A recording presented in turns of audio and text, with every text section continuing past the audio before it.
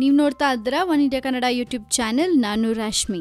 ನಿನ್ನೆ ಗುಂಡ್ಲುಪೇಟೆ ನಂಜನಗೂಡು ಉಪಚುನಾವಣೆಯಲ್ಲಿ ಕಾಂಗ್ರೆಸ್ ಜಯಬೇರಿ ಬಾರಿಸಿದ್ದಾರೆ. ಇದೇ ಖುಷಿಯಲ್ಲಿ ನಮ್ ಸಿದ್ದರಾಮಯ್ಯನವರು ನಗ್ನಾಗ್ತಾನೆ ಕರ್ನಾಟಕ ಬಿಜೆಪಿಯ ಜನ್ಮ ಜಾಲಾಡಿದ್ದಾರೆ. ಉಪಚುನಾವಣೆಯಲ್ಲಿ ಜಯಬೇರಿ ಬಾರಿಸಿದ ನಂತರ ಸುದ್ದಿಗೋಷ್ಠಿಯಲ್ಲಿ ಸಮಚಿತ್ತದಲ್ಲಿ ಮಾತನಾಡಿದ ಸಿದ್ದರಾಮಯ್ಯ ವಿರೋಧ ಪಕ್ಷದ ನಾಯಕರು ಉಪಚುನಾವಣೆಯಲ್ಲಿ ಮಾಡಿದ ತಪ್ಪುಗಳನ್ನ ಎತ್ತಿ ತೋರಿಸಿದ್ರು. ಉಪಚುನಾವಣೆಯಲ್ಲಿ ಕಾಂಗ್ರೆಸ್ ಗೆಲುವಿನ ಹಿನ್ನೆಲೆಯಲ್ಲಿ ಖುಷಿಯ ಮೂಡ್ನಲ್ಲಿದ್ದ ಸಿಎಂ ಸಿದ್ದರಾಮಯ್ಯನವರು ಗುರುವಾರ ಮಧ್ಯಾಹ್ನ ನಡೆದ ಪತ್ರಿಕಾಗೋಷ್ಠಿಯಲ್ಲಿ ನಗ್ನಾಗ್ತಾನೆ ಪತ್ರಕರ್ತರ ಪ್ರಶ್ನೆಗಳಿಗೆ ಉತ್ತರಿಸಿದ್ರು. ಹಾಗಂತ ಮಾತ್ರಕ್ಕೆ ಅವರ ಮಾತುಗಳಲ್ಲಿ ಅತಿಯಾದ ಸಂಭ್ರಮವಾಗ್ಲಿ ಗೆದ್ದ ಬಗ್ಗೆ ಅಹಂಕಾರವಾಗ್ಲಿ ಸಾಸಿವೆ ಕಾಳ್ನಷ್ಟು ಕಾಣ್ಲಿಲ್ಲ. ನಗ್ನಾಗ್ತಾನೆ ಯಾರಿಗೆ ಬಿಸಿ ಮುಟ್ಟಿಸ್ಬೇಕೋ ಅವ್ರಿಗೆ ಬಿಸಿ ಮುಟ್ಟಿಸ್ತಾ, ಯಾರಿಗೆ ಸ್ಪಷ್ಟೀಕರಣ ನೀಡಬೇಕೋ ಅವ್ರಿಗೆ ಸ್ಪಷ್ಟನೆ ನೀಡ್ತಾ, ತಮ್ಮನ್ನ ಟೀಕಿಸಿದವರಿಗೆ ನಗ್ತಾನೆ ಮಾತಿನ ಚಟಾಕಿ ಬೀಸ್ತಾ ಸುದ್ದಿಗೋಷ್ಠಿ ನಡೆಸಿಕೊಟ್ರು. ಒಂದು ಹಂತದಲ್ಲಿ ಕುವೆಂಪು ಅವರ ಸರ್ವ ಜನಾಂಗದ ಶಾಂತಿ ತೋಟ ಸಾಲನ್ನ ಹೇಳುತ್ತಾ ಕರ್ನಾಟಕ ಮತದಾರರ ಮನಸ್ಥಿತಿಯನ್ನ ಸೂಚ್ಯವಾಗಿ ಹೇಳಿದ್ರಲ್ಲದೆ ಕರ್ನಾಟಕವು ಮತ್ತೊಂದು ಉತ್ತರ ಪ್ರದೇಶ ಆಗೋದಿಲ್ಲ ಅಂತ ಬಿಜೆಪಿಗೆ ಟಾಂಗ್ ಕೊಟ್ಟಿದ್ದಾರೆ. ಒಟ್ಟಾರೆ ಹೇಳೋದಾದ್ರೆ